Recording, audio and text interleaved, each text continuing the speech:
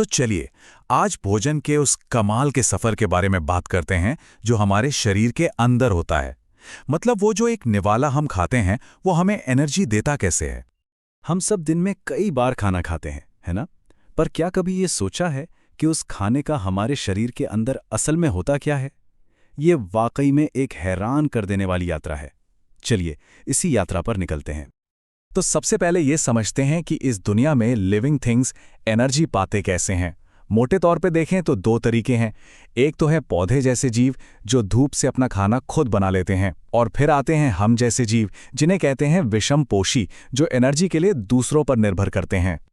तो इसका सीधा सा मतलब ये हुआ कि विषमपोषी यानी हेट्रोट्रॉफ्स वो जीव हैं जो पोषण के लिए दूसरों पर डिपेंडेंट हैं।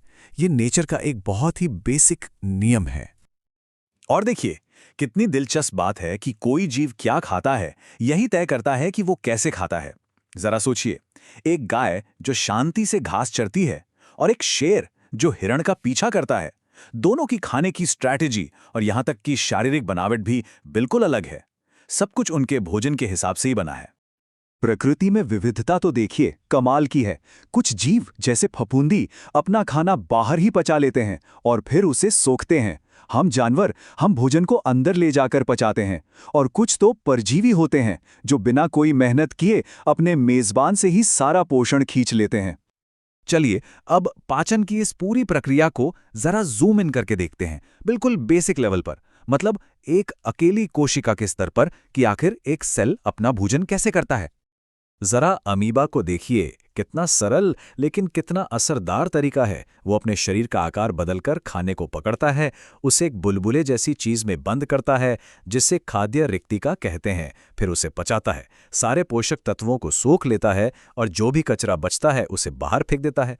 पाचन के जो बेसिक सिद्धांत हैं वो सब यहीं दिख जाते हैं। और अब आते हैं मुख्य कहानी पर, यानी इंसानी पाचन तंत्र। इसे ऐसे समझिए कि ये भोजन की एक अविश्वसनीय यात्रा है जो एक लंबी, खास तरह की ट्यूब से होकर गुजरती है, और इसकी शुरुआत होती है हमारे मुंह से। जैसे ही हम कोई स्वादिष्ट चीज देखते हैं या उसे सूंघते हैं, हमारे मुंह में पानी आ जाता है ना? वो असल में सिर्फ पानी नहीं है, वो लार है। और जानते हैं, वहीं से, उसी पल से केमिकल डाइजेशन का पहला स्टेप शुरू हो जाता है। तो हमारा मुंह सिर्फ चबाने का काम नहीं करता, ये तो एक पूरी प्रोसेसिंग यूनिट है। दांत खाने को पीसते हैं, लार उसे गीला और चिकना बनाती है ताकि वो आसानी से नीचे जा सके, और इसी लार में एमाइलेज नाम का एक एंजाइम होता है जो स्टार्च को पचाना शुरू भी कर देता है। और हमारी जीभ, वो एक मिक्सर की तरह सब कुछ अच्छे से मिलाती रहती है। एक बार जब हम खाना निगल लेते हैं तो हमारा काम खत्म हो जाता है, और फिर एक ऑटोमेटिक सिस्टम शुरू होता है। इसे कहते हैं क्रमाकुंचन या पेरिस्टाल्सिस।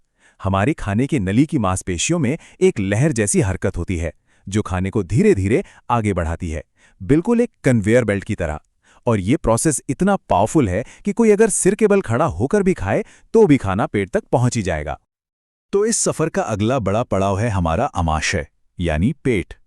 ये एक बड़ा मांसल अंग है जिसे बहुत अच्छे से मिक्सिंग और केमिकल प्रोसेसिंग करने के लिए ही डिजाइन किया गया है। पेट की दीवारें तीन कमाल की चीजें छोड़ती हैं। पहला, हाइड्रोक्लोरिक एसिड, एक बहुत ही तेज तेजाब। ये तेजाब पेप्सिन नाम के एक एंजाइम को एक्टिवेट करता है जो प्रोटीन को पचाना शुरू करता है।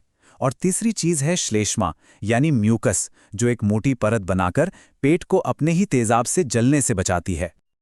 हाँ, यही वो हाइड्रोक्लोरिक एसिड है जिसके बारे में लोग बात कर रहे होते हैं जब वो कहते हैं कि उन्हें एसिडिटी या सीने में जलन हो रही है। वैसे तो म्यूकस हमें बचाता है, लेकिन कभी-कभी ये बैलेंस बिगड़ जाता है।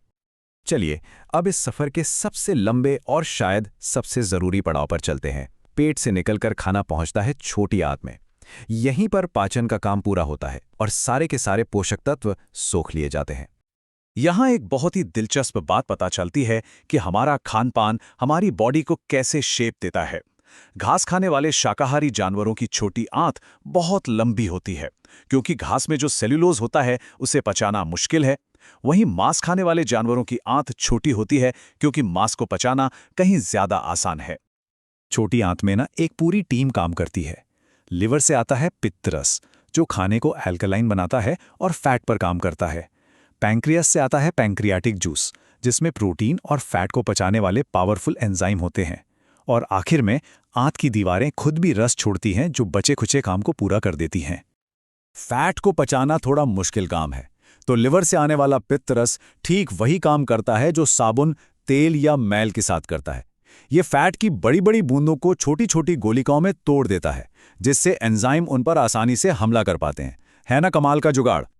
अच्छा, एक बार जब खाना पूरी तरह से पच जाता है तो अगला काम क्या है? उन सभी पोषक तत्वों को खून में सोखना। इसके लिए छोटी आंत के सामने एक बड़ी इंजीनियरिंग चुनौती होती है। कम जगह में ज्यादा से ज्यादा सरफेस एरिया कैसे बनाया जाए? और प्रकृति का शानदार समाधान है दीर्घ रोम या विलाय। ये हमारी छोटी आंत की अंदरूनी दीवार पर मौजूद लाखों उंगलियों जैसे उभार हैं। ये एक छोटी सी जगह में सतह को कई गुना बढ़ा देते हैं, बिल्कुल एक तौलिए की तरह। और इसी बढ़ी हुई सतह से सारे पोषक तत्व तेजी से खून में पहुंचते हैं और फिर शरीर की हर एक कोशिका तक का अपना सफर तय करते हैं। तो अगली बार जब आप खाने का एक निवाला लें तो इस अविश्वसनीय यात्रा को याद कीजिएगा। ये एक बहुत ही कॉम्प्लेक्स और पूरी तरह से ऑटोमेटिक फैक्ट्री है जो हमें जिंदा रखने के लिए हर पल काम कर रही है। और ये सोचने पर मजबूर करता है कि इस वक्त हमारे शरीर के अंदर और कौन-कौन से चमत्कार हो रहे हैं जिनके बारे में हमें शायद पता भी नहीं है।